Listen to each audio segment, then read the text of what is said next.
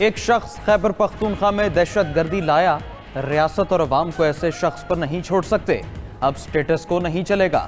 D G I S P R lieutenant general Ahmed Sharif Chaudhry کی news conference, کہا کہ کسی کی سیاست ریاست سے بڑی نہیں، کوئی ایسا سمجھتا ہے تو ہمیں قبول نہیں۔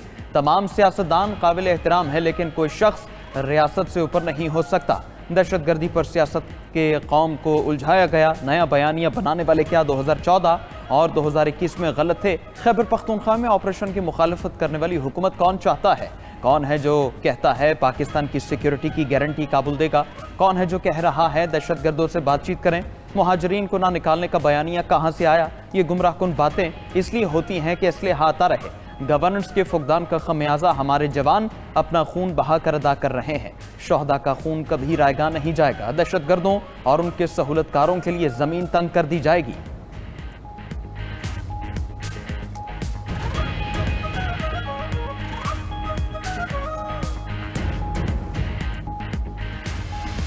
یہ جو خیبر پختونخوا میں دہشت گردی ہے، اس کے پیچھے یہی سیاسی اور مجرمانہ گٹھ جوڑ ہے۔ ہم یہ بات واضح کرنا چاہتے ہیں، پاکستانی عوام کی سیکیورٹی کسی دوسرے ملک بالخصوص افغانستان کو رہن نہیں کی جا سکتی۔ خیبر پختونخوا میں دہشت گردی کے پیچھے سیاسی اور مجرمانہ گٹھ جوڑ ہے۔ خیبر پختونخوا میں ریاست مخالف قیادت نہیں لائی جا سکتی۔ ہمیں وہ صوبائی حکومت قبول نہیں جو دہشت گردوں کے خلاف آپریشن میں کھڑی نہ ہو۔ D G I S P R lieutenant general Ahmed Sharif Chaudhry نے واضح کر دیا، کہا کہ منصوبے کے تحت دہشت گردوں اور سہولت کاروں کو جگہ دی گئی۔ مجرمانہ مقامی سیاسی پشت پناہی سے خیبر پختونخوا کے عوام خمیازہ بھگت رہے ہیں۔ دہشت گردی کے واقعات سندھ اور پنجاب میں کیوں نہیں ہو رہے؟ امید ہے خیبر پختونخوا کے عوام افغانستان سے امن کی بھیک نہیں مانگیں گے۔ صوبے کے ذمہ داران خود اس کی حفاظت کریں گے۔ قومی ادارے کسی شبدے بازی سے متاثر نہیں ہوں گے۔ سوال کیا کہ خیبر پختونخوا میں دہشت گردی کے خلاف جنگ میں ملنے والی رقم کہاں خرچ ہو رہی ہے؟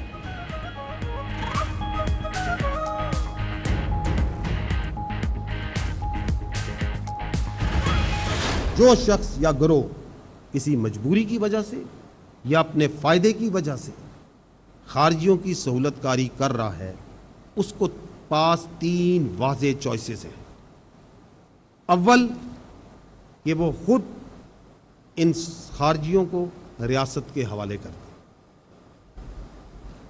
یا پھر وہ دہشت گردی کے خلاف کارروائیوں میں ریاست کے اداروں کے ساتھ مل کر اس ناسور کو اپنے انجام تک پہنچائے تاکہ معصوم عوام کو نقصان نہ ہو۔ اگر یہ دونوں کام نہیں کر لیں تو پھر خارجیوں کے سہولت کار ہوتے ہوئے ریاست پاکستان کی طرف سے بھرپور ایکشن کے لیے تیار ہو جائے۔ دہشت گردوں کے سہولت کاروں سے ہنی ہاتھوں سے نمٹنے کا اعلان۔ D G I S P R نے دہشت گردوں کے سہولت کاروں کو 3 آپشن دے دیے۔ پہلا آپشن، سہولت کار خود خارج کو ریاست کے حوالے کریں۔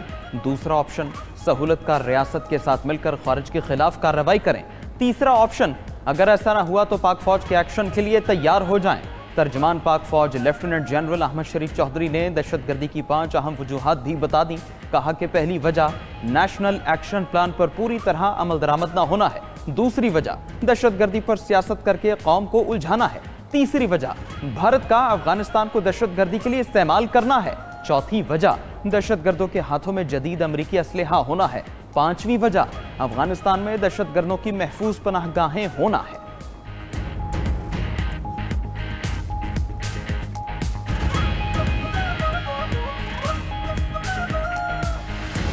کیا ہر مسئلے کا حل بات چیت میں ہے؟ میں آپ سے سوال کرتا ہوں، آپ مجھے بتائیں۔ اگر ہر مسئلے کا حل بات چیت میں ہے تو جب 6-7 مئی کو ہندوستان نے پاکستان پہ میزائل مارے، معصوم بچوں اور خواتین اور مدرسوں اور مساجد کو شہید کیا، تو آپ نے، اس ملک کے عوام نے یہ کیوں نہیں کہا کہ اگلے دن بات چیت کر لیتے؟ کیا ہر مسئلے کا حل بات چیت میں ہے تو نہ کوئی غزوات ہوتی، نہ جنگیں ہوتی، نہ مہمات ہوتی؟ हर मसले का हल बातचीत होती तो जंगें ना होती। क्या भारत के साथ बैठकर प्लानिंग करने वाले से बात करें? किससे बातचीत करें? खारजी नूर वली महसूद या उसके जत्थे से? सर काट कर फुटबॉल खेलने वालों से कैसे बात हो? DGISPR की न्यूज़ कॉन्फ्रेंस में सवालात। कहा कि जब भारत ने मिसाइल दागे तब अवाम ने क्यों नहीं कहा बातचीत कर लें? सब भारत को सख्त जवाब देने के लिए यकजुबान थे। हर चीज़ का हल बातचीत से हो ज़रूरी नहीं। नेशनल एक्शन प्लान पर आज तक पूरी तरह अमल नहीं किया गया। इसका एक नुक्ता ये भी था कि इस हवाले से एक बयानिया बनाया जाएगा। बयानिया बनाने के बजाय दहशतगर्दों से मुज़ाकरात की बात की गई। खैबर पख्तूनख्वा की अदालतों से दहशतगर्दों को सज़ा क्यों नहीं मिली? क्या आज हम एक बयानिए पे खड़े हैं?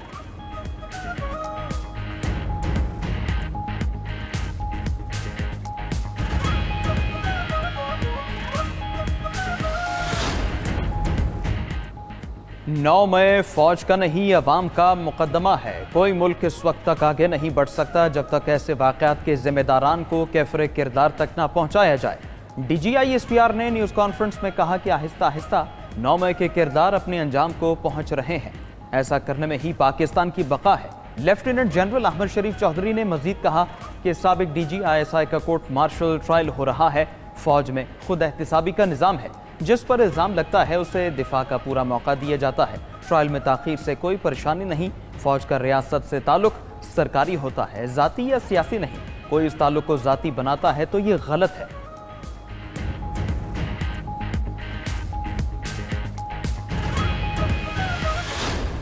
Afghanistan as a base of operation के तौर पे इस्तेमाल किया जा रहा है पाकिस्तान के खिलाफ दहशतगर्दी करने के लिए। उसके सबूत भी मौजूद हैं, शवाहिद भी मौजूद हैं। पाकिस्तान के अवाम की जानो माल की हिफाजत करने के लिए जो ज़रूरी इक़दाम किए जाने चाहिए वो किए जाएंगे और किए जाते रहेंगे। DGISPR से नूर वली महसूद की हलाकत के हवाले से सवाल। DGISPR लेफ्टिनेंट जनरल अहमद शरीफ चौधरी ने जवाब दिया कि अफगानिस्तान को पाकिस्तान पर हमले के लिए इस्तेमाल किया जाता है। इसके सबूत और शवाहिद मौजूद हैं। पाकिस्तानी अवाम की हिफाजत करने के लिए ज़रूरी इक़दाम किए हैं। ऐसे इक़दाम किए जाने चाहिए और आगे भी करते रहेंगे। पाकिस्तान की इलाकाई खुद मुख्तारी के लिए जो करना पड़ा करेंगे। पाकिस्तानी अवाम की सिक्योरिटी किसी दूसरे मुल्क बिलखसूस अफगानिस्तान को रहन में नहीं दी जा सकती। DGISPR ने मजीद कहा कि अफगानिस्तान में दहशतगर्दों के अड्डे हैं। अफगानी भारत के हाथों दहशतगर्दी के लिए इस्तेमाल हो रहे हैं।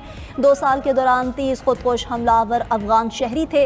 रवां साल खैबर पख्तूनख्वा में 917 दहशतगर्द मारे गए। अफगान हुकूमत से कहा अपनी सरजमीन पाकिस्तान के खिलाफ इस्तेमाल ना होने दे। सऊदी अरब समेत दीगर ममालिक ने भी अफगानिस्तान को समझाने की कोशिश की। दहशतगर्दों को भारत की मुकम्मल पुष्टपनाही हासिल है।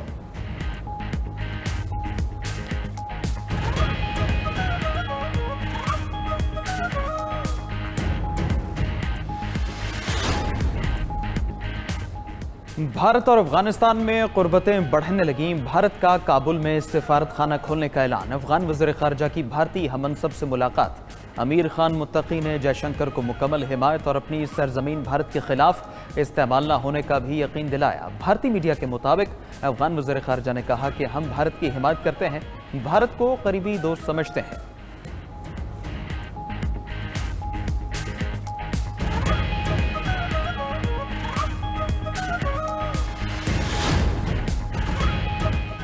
पंजाब में 10 रोज़ के लिए दफ़ा 144 का नफाज। सिक्योरिटी खदशात पर जुड़वा शहरों में मोबाइल सर्विस मअतल, इंटरनेट और मेट्रो बस सर्विस भी मअतल। इस्लामाबाद रेड जोन की तरफ जाने वाले रास्ते सील। रावलपिंडी से इस्लामाबाद जाने वाले तमाम रास्ते भी मुकम्मल बंद। GT रोड पर मुख्तलिफ मकामात से ट्रैफिक का दाखिला ममनू। मुरीद के चिनाब नगर, गुजरात, जहलम पुल, चकवाल मोड़ भी बंद। लाहौर में बाबू साबू और ठोकर नियाज बेग से मोटरवे पर एंट्री बंद। सूबाई दारुल हुकूमत में ऑरेंज ट्रेन सर्विस आर्जी तौर पर मअतल। मुल्तान रोड पर भी ट्रैफिक की रवानी मुतासिर। लाहौर में सरकारी और निजी स्कूल्स में वक्त से पहले छुट्टी। पंजाब यूनिवर्सिटी में भी तालीम और तदरीस का सिलसिला बंद रहा। आज होने वाले LLB के इम्तिहानात मुलतवी। पंजाब पब्लिक सर्विस कमीशन के इम्तिहानात भी मौखर।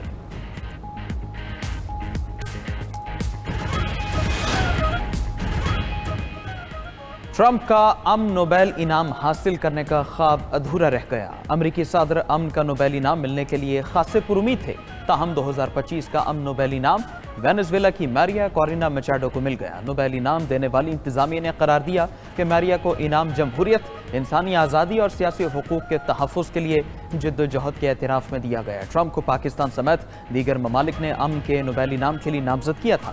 وائٹ ہاؤس کا ٹرمپ کو نوبیل انعام نہ ملنے پر اظہار مایوسی۔ ترجمان وائٹ ہاؤس نے کہا کہ نوبیل کمیٹی نے ثابت کیا کہ وہ سیاست کو امن پر ترجیح دیتے ہیں۔ صدر ٹرمپ امن معاہدے کرتے رہیں گے۔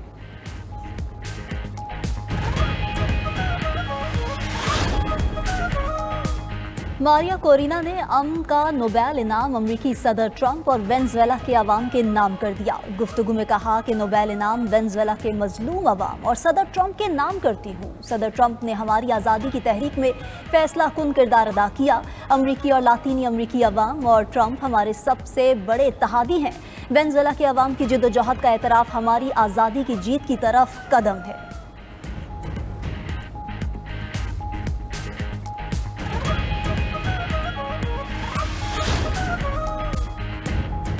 نوبیل انعام ایسے لوگوں کو بھی دیا گیا جنہوں نے امن کے لیے کچھ نہیں کیا۔ روسی صدر پیوٹن کا رد عمل کہا کہ میری رائے میں ان فیصلوں نے امن انعام کے مقصد کو نقصان پہنچایا۔ امریکی صدر امن کے لیے بہت کچھ کر رہے ہیں، لیکن ٹرمپ کو امن کا انعام دینے کا اختیار میرے پاس نہیں۔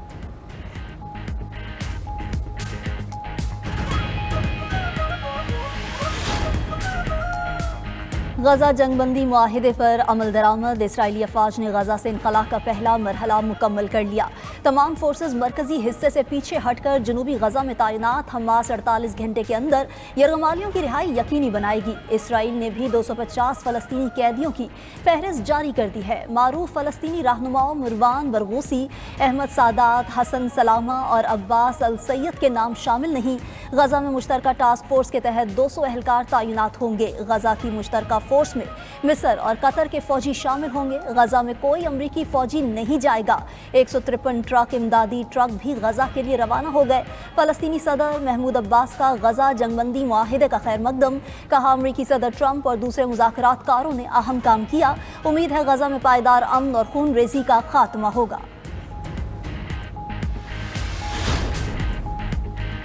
پی ٹی آئی کے اراکین پنجاب اسمبلی کی تمام قائمہ کمیٹیوں سے مستعفی ہو گئے۔ پی ٹی آئی کے پاس پبلک اکاؤنٹس کمیٹی سمیت متعدد کمیٹیوں کی چیئرمین شپ تھی۔ حافظ فرحت عباس نے اسٹینڈنگ کمیٹی برائے ماحولیات اور داخلہ کی رکنیت سے استعفیٰ دیا۔ شیخ امتیاز محمود قائمہ کمیٹی برائے لوکل گورنمنٹ اور قائمہ کمیٹی برائے SNGAD سے مستعفی۔ ملک ممتاز اسد نے قائمہ کمیٹی برائے اسپیشل ایجوکیشن سے استعفیٰ دے دیا۔ رانا شہباز، اویس برق، فاروق جاوید، احمد رشید بھٹی بھی قائمہ کمیٹیوں سے مستعفی۔ علی امین گنڈا پور نے وزیر اعلیٰ ہاؤس چھوڑ دیا۔ گنڈا پور کی وزیر اعلیٰ ہاؤس کے عملے سے الوداعی ملاقات۔ روانگی سے پہلے تمام سٹاف سے فردن مصافحہ کیا اور ان کا شکریہ ادا کیا۔ مستعفی وزیر اعلیٰ خیبر پختونخوا پشاور سے ڈیرہ اسماعیل خان پہنچ گئے۔ انٹرچینج پر کارکنوں کی بڑی تعداد نے علی امین گنڈا پور کا استقبال کیا۔ مستعفی وزیر اعلیٰ کے قافلے پر گلپاشی کی گئی۔